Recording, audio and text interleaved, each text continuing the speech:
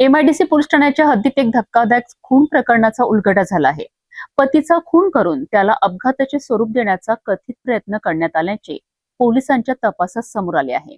या प्रकरणात मृतकाच्या पत्नीच्या प्रियकराला पोलिसांनी अटक केली असून या थरारक घटनेने परिसरात खळबळ उडाली आहे. 15 ऑगस्ट रोजी रात्री 8 वाजताच्या सुमारास एमआयडीसी पोलीस ठाण्याच्या हद्दीत विद्युत खांबाजवळ सुधीर महेंद्र प्रसाद द्विवेदी यांचा मृतदेह आढळून आला.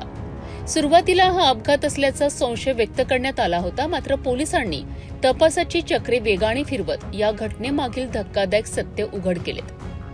पोलिसांच्या तपासानुसार मृतक सुधीर द्विवेदी यांच्या पत्नी पूजा सुधीर द्विवेदी हिचे आशिष कुमार नरेश कुमार अग्निहोत्री यांच्यासोबत प्रेमसंबंध असल्याचे समोर आलेत.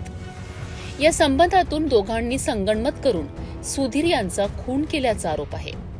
पोलिसांच्या माहितीनुसार सुधीर यांना दारू पाजल्यानंतर लोखंडी रॉडने त्यांच्या कपाळावर वार करण्यात आला.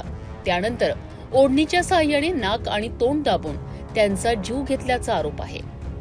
खून केल्यानंतर मृतदेह विद्युत खांबाजवळ टाकून ही घटना अपघात असल्याचा बनाव रचण्यात आल्याचे पोलीस तपासात समोर आलेत. या प्रकरणी एमआयडीसी पोलिसांनी गुन्हा दाखल करून आरोपी आशिष कुमार नरेश कुमार अग्निहोत्री याला अटक केली आहे. या संपूर्ण प्रकरणात आणखी कोणाचा सहभाग आहे का, तसेच खुनामागील नेमका घटनाक्रम काय होता याचा पोलिसांकडून पुढील तपास सुरू आहे. अपघाताचा बनाव रचून खुनाचा गुन्हा लपवण्याचा प्रयत्न झाल्याचा पोलिसांचा संशय आहे. मात्र तपासातून या प्रकरणाचा उलगडा झाला असून एका आरोपीला अटक करण्यात आली आहे. आता पुढील तपासात या प्रकरणातील आणखी धक्कादायक बाबी समोर येतात का याकडे सर्वांचे लक्ष लागले आहे.